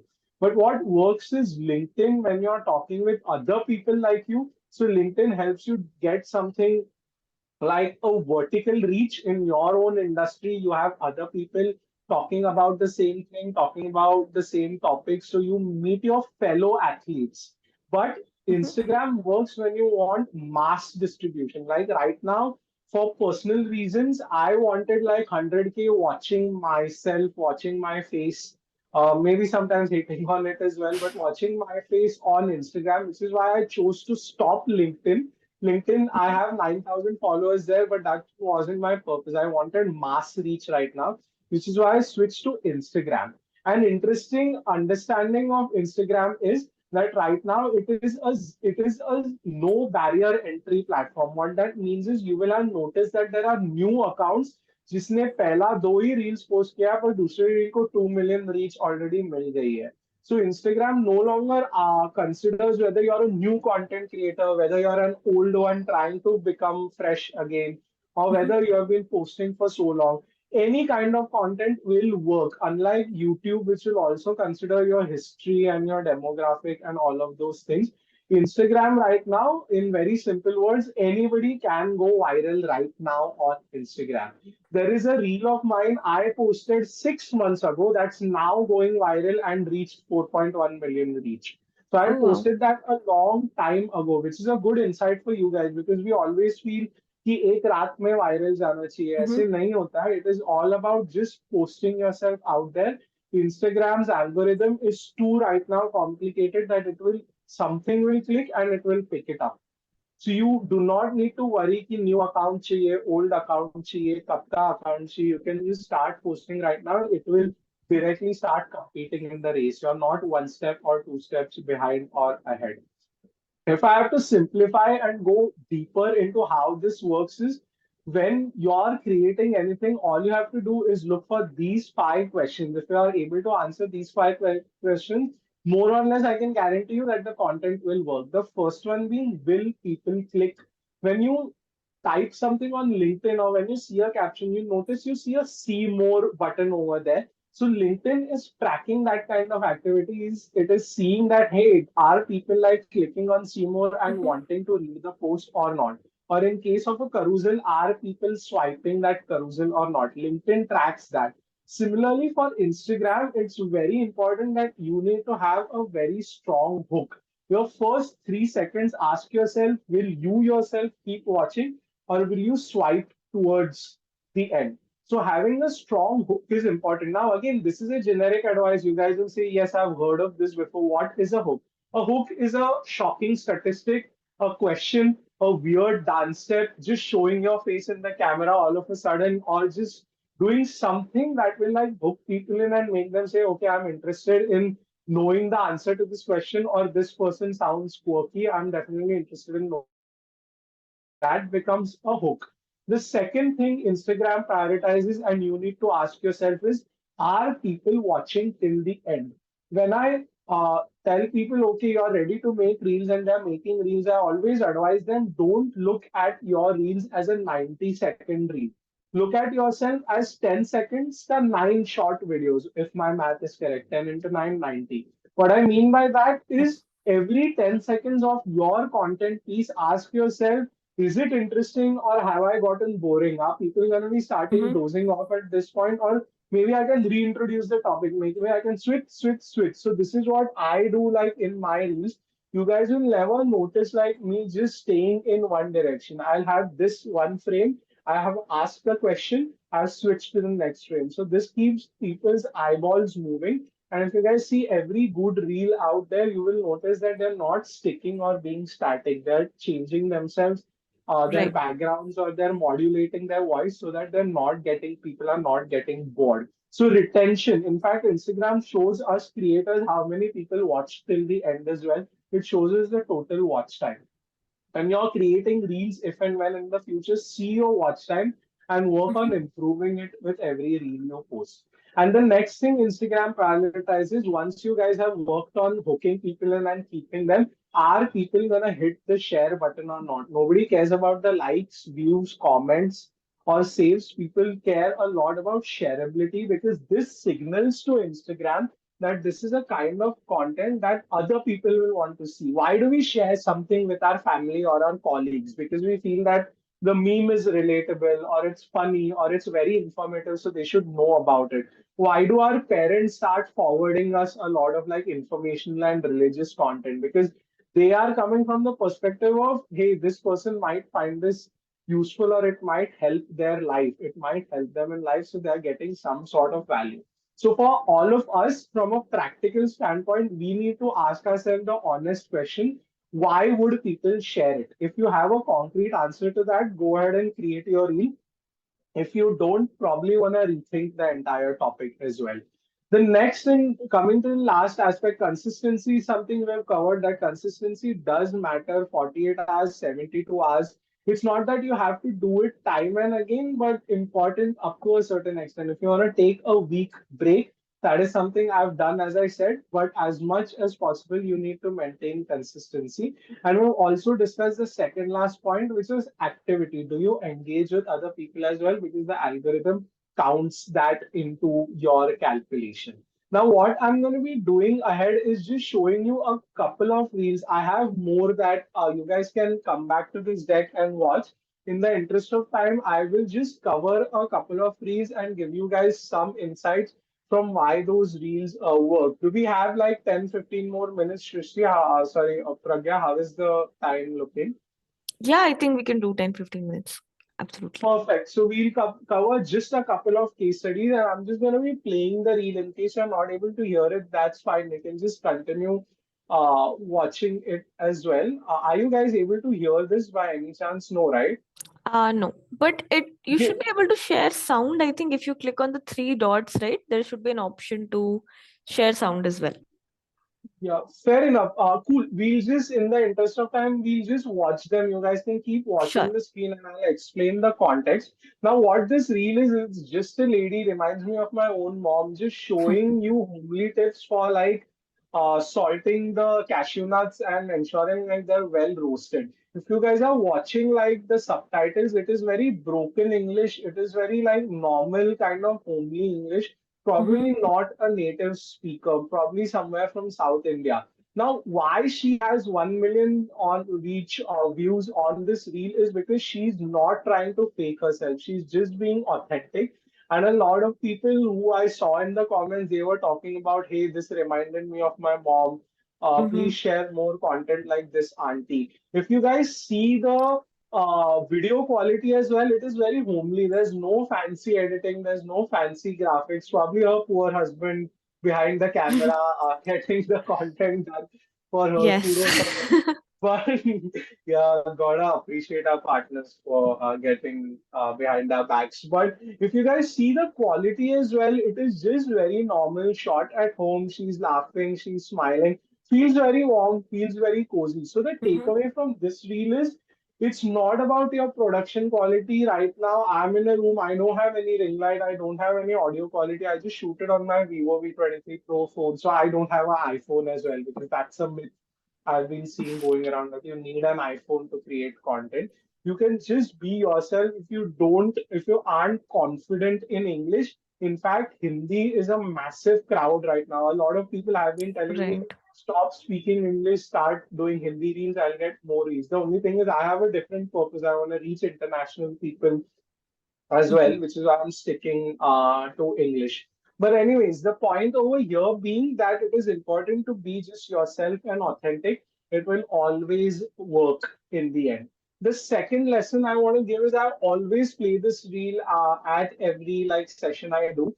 It is about a painter who's been doing a live painting at a wedding venue, and I'll just run it from the beginning. Just watch how it begins, and just see how she's not revealing the painting to us up until the last moment. She's still showing aspects, and her entire reel she's showing the reactions of the people. So now as us as viewers watching this reel, we are like very interested in seeing कि ये क्या painting बना रही है जो इतना लोग react कर रहा है. So she, maybe not intentionally, but she has naturally mastered the art of hooking people in. See, we're 60 seconds into the video, we've still not seen her painting, and finally I think she's gonna reveal it now. She's still playing with our psychology, because yeah, she finally reveals it. So she kept us hooked on this content for 47 seconds, which means her retention rate in the algorithm is through the roof. Probably if you guys must have come across this organically, a lot of us, if not everybody, would have kept watching, and that helps people keep the algorithm in check, because the algorithm will favor this kind of reels where people are sticking until the end to see the big reveal. So that's the takeaway. Whenever you're creating something, it's very important to understand the mechanics behind your content. Your content is as much science as is much art. Try to look at your video from an audience's perspective and just ask yourself, what is the psychological hack and the insight I can take advantage of to keep people hooked in. Just this reel as well. I won't speak much about it, but this reel is about a college medical student getting 30 seconds to guess the disease. I am not from a medical background, so I have no idea what these guys are saying, the terms they are using. But I was very interested in watching this reel because now I want to know कि ये क्या disease है मुझे guess करना है, even if I understand nothing about this video. Here as well, they have gamified the content to Mhm. give me some value and keep me hooked until the end. Now he will like reveal it, and that's it. This is a reel again that's got 1 million plus views. Mhm. Answers the question somebody asked at the beginning, that um, if I'm like creating on a certain topic, won't it be like restrictive or not? If a person like me from a non-medical background is watching medical content, that answers your question about no content is restrictive. It's always about how much fun you can make it for the general population as well. The more superficial your speaking style is, the more heavy words and the terms you use, your audience is not gonna like understand it. The more relatable you are as a person, the more fun you make your content, that will work best for you. Coming to the conclusion of the session, now that you guys will start like doing this, hopefully in your life, obviously the question becomes, how are you measuring success? How are you ensuring whether you're doing on the right track or not? So a lot of the people are going to give you a different KPI, 100K followers 12 months में होना चाहिए, इतना engagement rate चाहिए, उतना follower growth चाहिए. When I started it, I focused on none of those things. I just focus on building one super fan per week, as I like to call it. What I mean by that is these are fans that don't just passively consume your content, but they'll save your post. Your content makes them happier, so adds a lot of value to your life, and they're spreading the word to other fans as well. So as you guys can guess, when I started out, my mom was my first super fan. She used to share it with all her circle. Then it went on to with my friends, with my colleagues, and now I have a bigger group than I personally know. Because I did not focus on the 85,000, I still am not focusing on the numbers, but would surely like to get to 100K. Still, I'm not focusing on the numbers. I'm focusing on just one person every week who's being added to my community, who's finding a lot of value, because these will be your brand ambassadors that will take you from a snowball effect of zero to your 100K followers. They will be your brand ambassadors. They will be the people talking about you. If you're buying followers, if you are using bots, Mhm. not only will the algorithm ban your account, let's not never do that, but Even if you're doing that, you will be considered inauthentic as a content creator, because when brands are coming for collab opportunities as well, they're checking your engagement, they're checking your comments and seeing whether you have an engaged crowd or whether it's just a crowd that comes in for your photos or your videos and not really for the value you are providing as a human being. So that is your North Star of understanding content. And as one last takeaway for everybody, so I don't usually reveal this because it's a scary piece of data. But I myself, if you guys go on my Instagram, I've done 150 reels. But out of the 80,000 followers that you guys see, 50% of them, which is 45,000 plus, have come from just one of the reels I created. So in a way, I'm trying to tell you guys that 149 reels मेरे more or less failures रहे. एक reel चला, उसकी वजह से आपको आज लगता है, oh, this guy has 85,000 followers. But for that, I had to like post 149 times and more or less fail because they did not get as much traction. They did not get as much reach as I want to. But that one reel, which everybody talks about overnight success, that one reel somehow is still getting me followers. My current reels, I'm unfortunately admitting that current reels aren't working. So I'm figuring out a strategy, new strategy. But that one reel I posted 6 months ago, it's still going strong. Kangana Ranaut followed me, other people have followed me, which is a good flex. So it's always about playing the number game and just doing it. It's always content creation is about showing up. When you show up every day, एक या 2 साल पे luck will be on your side and you will go viral overnight. It is not rocket science. It is, for the lack of a better word, whether you want to take it negatively or positively, it is a probability game. It is a game of luck, to Mhm. say it in simple words. So here's what we learned, rounding it up. We talked about how personal branding is just about value delivery. It's not about showing off the bangla you bought or like the new car you bought. It's always about like showing what kind of value you can give to others, what can you teach them, how can you engage with them, how can you be relatable. We talked about how content creators are actually massive consumers. All of the people we have in our Mhm. agency, they consume content at like god level because they are constantly watching, they're constantly sharing insights on it on our internal Slack groups. So we are massive content consumers, which is why we're good content, or at least as I like to say, experienced content creators. The Mhm. next takeaway for all of the people over here is that the algorithm is not mysterious. It's not your enemy. It is not something that wants to like put you down, because a lot of the time people will come up saying, मैं तो post कर रहा हूँ पर algorithm ही ऐसे मुझे prioritise नहीं कर रहा है. Algorithm is simply saying if your content really was worth sharing and if your content was worth the retention of the crowd, I would obviously go ahead and share it. So algorithm is Mhm. not an enemy. It may be 2 साल से try कर रहा हूँ. So this reel game that you guys see, I've been doing these for the past 2 years on different topics. Didn't work out. January something clicked, and now I'm taking the sessions about content creation and personal branding, not just for you guys, but for a lot of other crowds.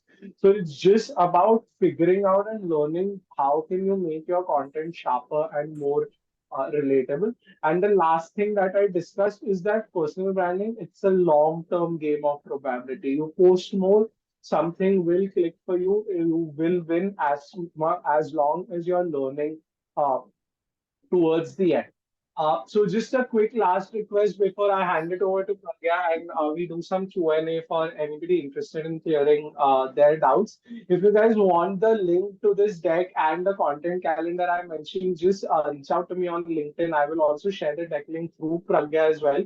But if you Absolutely. guys want direct links through to the resources, please do connect with me on LinkedIn. I'll just right away share the deck link with you, because all of the resources that you guys have seen are hyperlinked over here. And that was my time. Thank you for being patient. Now we can like definitely take questions if you guys have any, but I'll let Pragya first take over to close the session. Yes. I mean, I think I just personally learned a lot as you were going through all of this, Manik. Hmm. But yeah, before we come to all that, I think, we'll cover maybe two questions, right? And I will definitely share this deck with all you guys, along Sure. with the book that Manik is coming up with. So we'll have that link there as well, about a little bit more details about that. But Correct. yeah, guys, I think we had a couple of questions, right? So I'm just trying to get to them, and we'll try to be a little bit quick about it. And then if you have more Sure. questions, of course, we'll share them with Manik later so that we can get answers. But I think someone has an interesting questions, that's Ganesh, about how personal branding is intertwined with controversial content, and then people use it, right? So I guess, what's your Hmm. take on using controversies? Sorry to interrupt. I had this question in view of one popular guy, Brurati. Hmm. Dhruv So Rathi, yes, I used to follow. how I see him from the beginning is different. How I see him is now is different. Completely Hmm. like, I mean, it's not about him. I have a couple of friends who are into social media. They came in Hmm. like they attack one type of ideology or one type of thing, and they just move along that thing. Hmm. So how to take that type of branding as?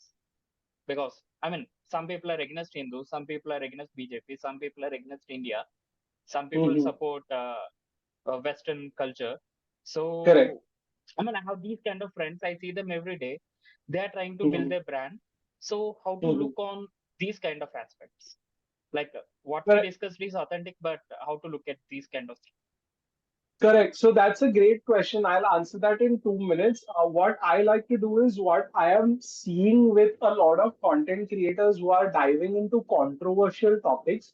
They end up very clearly showcasing the side they are on. So if you take Ranbir, a lot of the people will comment on his reel saying, "Oh, now you're a far right person." If you see Dhruv Rathi, you will see a lot of the people commenting on his YouTube saying, "Oh, now you're an opposition person," so on and so forth, because they are obviously bringing that up in content.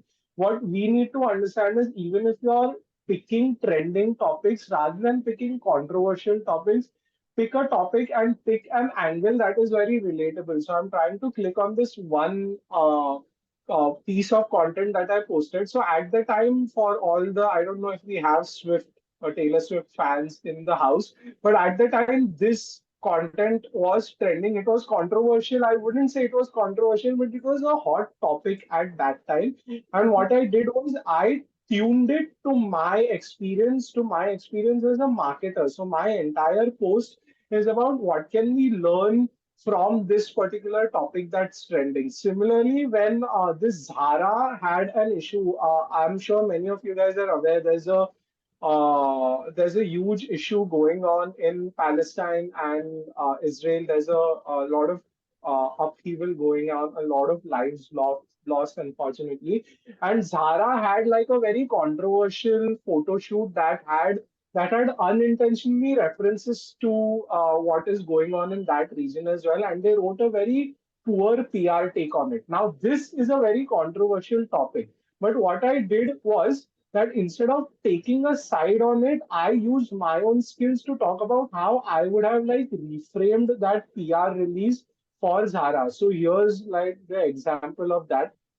So here's the PR release I rewrote on behalf of Zara, because the one they released was Hmm. very like coming across as inauthentic, insincere, unempathetic to what is going on in that region, as all of you guys are aware. So what here I'm doing is, when I'm dabbling into controversial topics, to answer your question, I'm not going into the ideology of it, because what that is going to do is that's going to put you into a bucket which is very hard to get out of. In fact, Dhruv also started from a right angle. Now, I don't follow him actively, but I have come across his videos because he was an inspiration for me to get into cultural content along with Ranveer. But what a lot of these content creators have been mistakenly doing is boxing themselves in by Hmm. talking about a certain angle of the story. Rather than doing that, what if you can just use your sector, your experience, your skills to give something that is very neutral?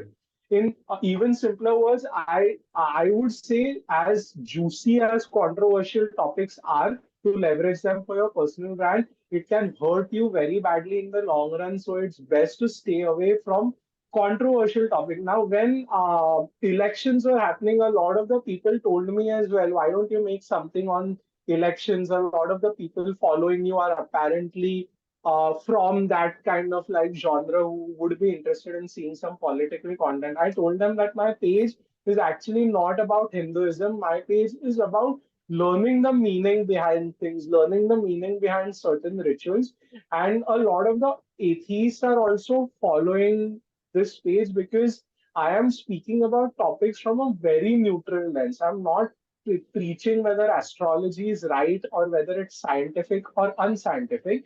I'm Mhm. covering like aspects about what is astrology. So here I have like asked the question. A lot of people say, hey, astrology is non-scientific. How does it make sense? So I've Mhm. clarified that actually that's not the case. There's a different aspect of astrology people don't understand, which is why they think it is unscientific. So again, just keep it more educational, keep it more value driven, and not ideological or not preachy would be the answer, because it's never a good idea to take the help of controversies. It doesn't help in the long run. I think I So completely that agree was with my take what you on it. said, Manik. Mhm. Manik, this question has been in there for a long time because through I took him as an ideal person in the beginning.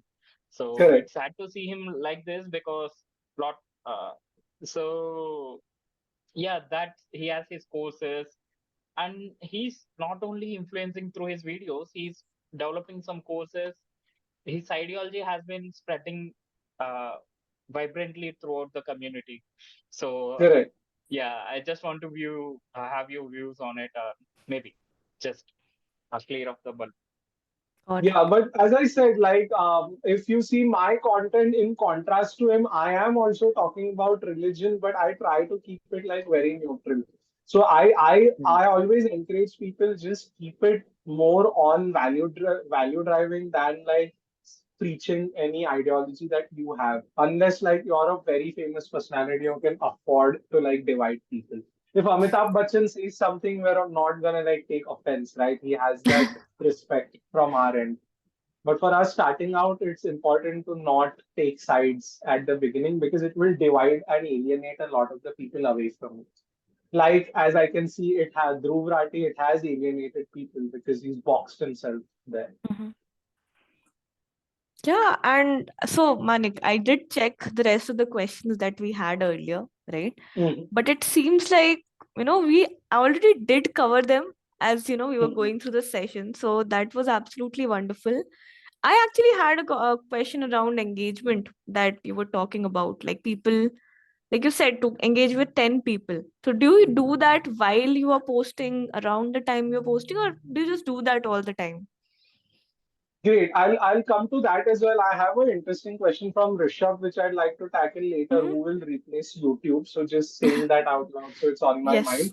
Coming to Pragya, so we have a very simple saying in the content creator community called "Don't post and ghost." So ghosting is something we understand as a term, but what I mean by Hmm. that is I will share 5 comments before I'm posting something, and I will share 5 comments after I'm done posting. So that if the algorithm sees you have posted and then you're off Instagram, it's called ghosting. So what Hmm. you're doing is it is as good as warming up the algorithm. Before you post content, you will just type something so that the algorithm sees, oh, this account is active. After you post content, the algorithm sees, think of the algorithm as a person. So the more you engage with it at the same time of your posting, it will help. And for that, I'd just like to clarify one more thing. A lot of the people have this question and they research, myself included, heavily on it. What is the Murat for posting? There's no Murat for posting. There is no best time for posting. I publish my reels at 5 o'clock in the morning where most of the people are sleeping. Still, I've gotten 4 million in views because the algorithm right now 9 a.m. 8 p.m. ऐसा कुछ time नहीं होता है, वो उन accounts के लिए जो अकाउंट्स ने रिसर्च किया उन अकाउंट्स के लिए चलता रहेगा.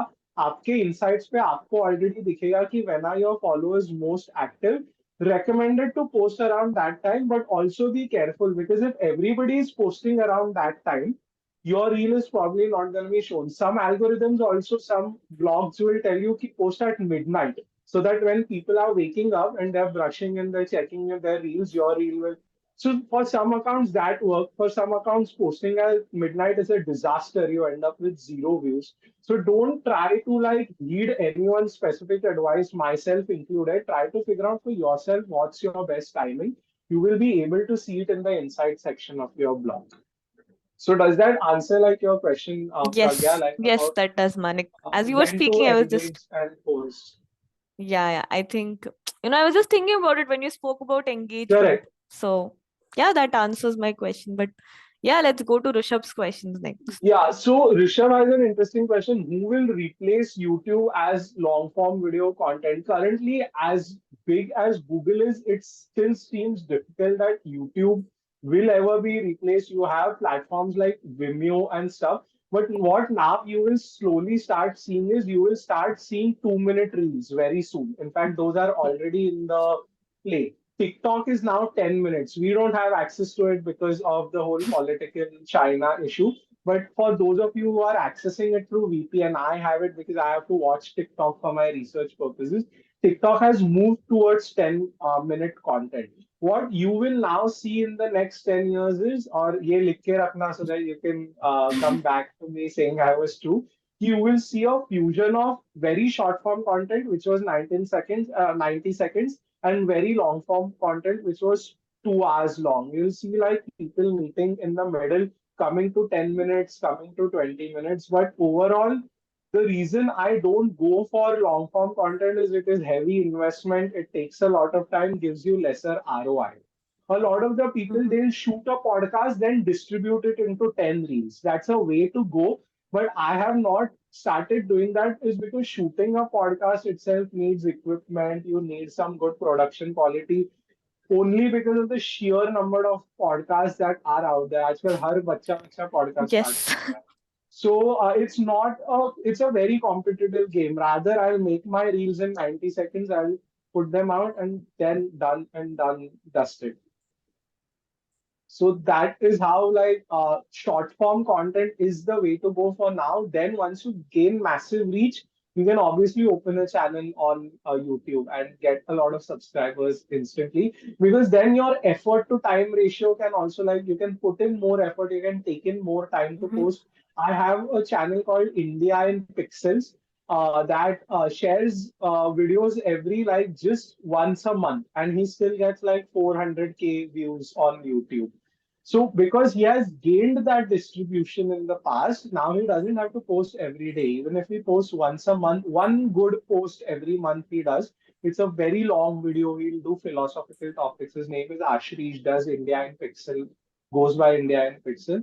So once you have 100K now in followers, you can do whatever you want because you've got the snowball effect going, which is what my strategy right now is. I want to get to 100K, then you guys will hear about my podcast coming out. Oh, So wonderful. that's an answer. Anything else anybody wants to wrap up with? I'm more than happy to. Pragya, Yes. if you were watching. Yeah, I think I just see And one more question and then I think we'll sure. wrap up, right, Manik? So Yes. that is, I Yes. believe, by Navneel, right? So he's asking so he plans to have a podcast by year end.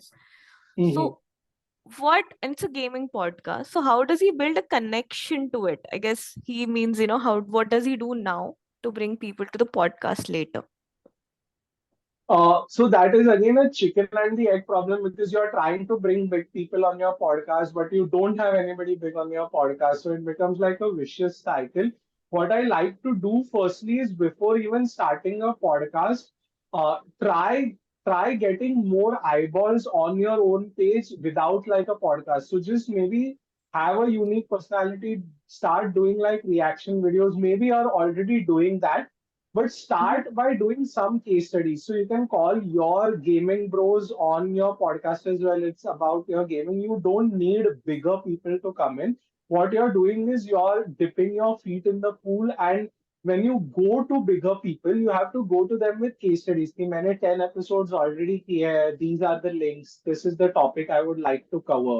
So a lot of the times when you go with proposals, that is when bigger people start coming in because when bigger people start coming to your podcast, you will start like getting the reach. So I just want to like show you an example of this. So I am going to be starting like a podcast soon as well. And I have like an entire plan ready for it, which I'm just showing it to you guys in just the next 2 minutes.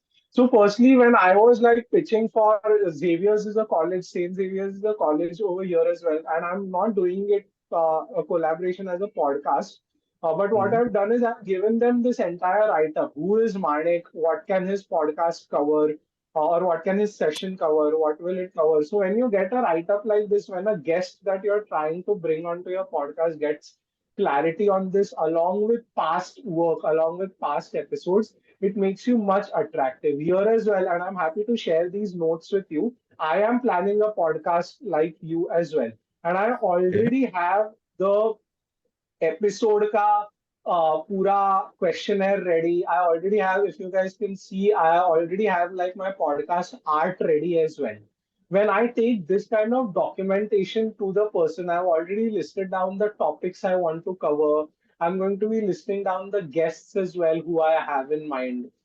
So when I have this kind of documentation ready and supplying it with at least 2 episodes you've done just for the sake of showing कि ये नया podcast नहीं है, ये already हमने 10 episode shoot किए हैं. You are coming as a season 2 guest. It gives you some leverage. Ki, okay, this is not a kid trying to start a podcast out of nowhere.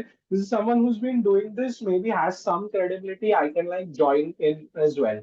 And when you're shooting your episodes, just a tip, always think of the podcast not as a 2 hour podcast, as I said, but as 100 reels that you can churn out of that podcast. So here as well, if you can see like my screen, the questions I'm going to ask this guy in my first podcast, each of them can be made into like a reel, which is very capable of like going viral. There's a lot of talk about this.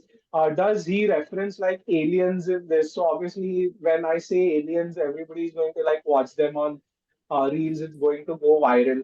So I already have an idea of my podcast is going to be structured as 100 reels ka compilation. I will structure my questions that way. If it is a gaming podcast, probably not as serious as mine. I'm assuming more of a fun thing that you're trying to do, but still always consider how you can distribute that content, cut up that content rather than doing a 1 hour long rant with your friend and have 2 episodes ready with 2 people who you casually know, then go on to bigger guests, would be like Uh, my answer. Manik just one thing, that is Sure. India में तो podcast बहुत सारे हैं, right? You have taken Correct. many names, right? Correct. But if you see scope out the scene, gaming Mhm. के ऊपर podcast dedicated कोई नहीं है in India at Correct. least. Yeah, so it's a first mover, what advantage Mhm. I want to do basically. So Correct. that's why, Maggie, let's say I'm talking about, let's say, in LinkedIn, you can find game developing companies, game Correct. developers, voice actors, Mhm. Mickey, who don't get the limelight, right? कि Mhm. उसको Mickey जिसके motion capture से वो game बना है, we are playing the game, Mhm. but कौन Correct. बना है? I'm bringing them to the limelight, Yes, I'm right? right.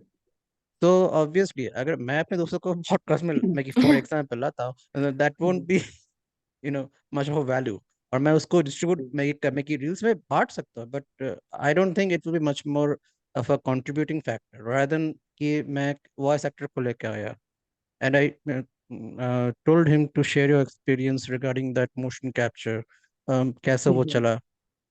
So Mhm. This and so what's your take on it?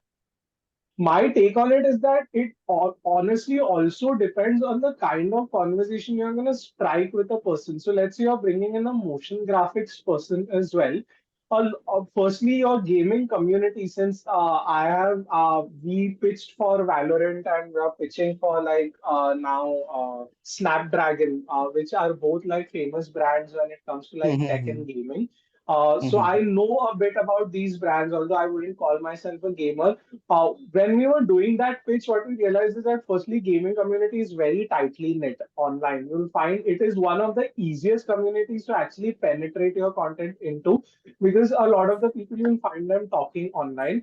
What what our job as content creators is, no matter the guest over here, in fact, I would like to hear how motion graphics go into like a game that I play every day. So it's more about like the questions you ask and not the position, the designation, or the department of the guest you are bringing. How can you make that person shine in the spotlight as well? So we do not need to be Nikhil Kamat's with Tanmay Bhatt's on our podcast for the podcast to work. The reason his podcast worked, WTF worked, because every time someone says a technical term, अभी Zepto का founder आया था उस podcast में, Nikhil will stop him and say, okay, you have said AOV. What is AOV? Please define it for my audience. So he goes Correct. deep. उसका अगर electrical vehicle का podcast episode किसी ने देखा है, a person like me who does not even drive watched that episode because he went so deep into that industry. He was asking them very minute questions. Whenever they were saying technical terms, he stops them and tells them, hey, can you please explain what's the meaning of AOV? It's called average order value, which is an important metric for all e-commerce brands. So it's Mhm. about the personality you are bringing into the table, I feel, and that is something you will discover, I feel, once you do 10 episodes. At the first episode, you're probably going to have trouble speaking to each other. You're going to cut each other off because I've done all of this podcasting. So, and I'm sure you also have equipment for it. So you may have like some background in it. So at the beginning, you're gonna find it tough to have a rapport, but as you go along episode by episode, it will you will set a consistency and a tone. So it's all about the questions you ask. If you put more deep thought into it, rather than making it about the game, can you also make it from a career perspective? Because a lot of youngsters right now they want to get into the gaming industry. तो आपने क्या क्या courses किए आपको क्या लगता है कि स्किल्स क्या चाहिए आपके लिए अगर किसी को गेमिंग में जाना है और आपके जैसा मोशन ग्राफिक्स आर्टिस्ट बनना है what is the biggest hurdle you face make it relevant to the person watching it that will automatically work out no matter which because there are 100 plus motion graphic designers out there, right? It's not a small community. 100 is a Correct. very small number. In lakhs there are. So you audience for every topic. If there's an audience for drinking coffee, if there's an audience for cooking food in the village, there's an audience for every single topic out there. It is about how you are attracting them. Would be my answer to the question. Thank you.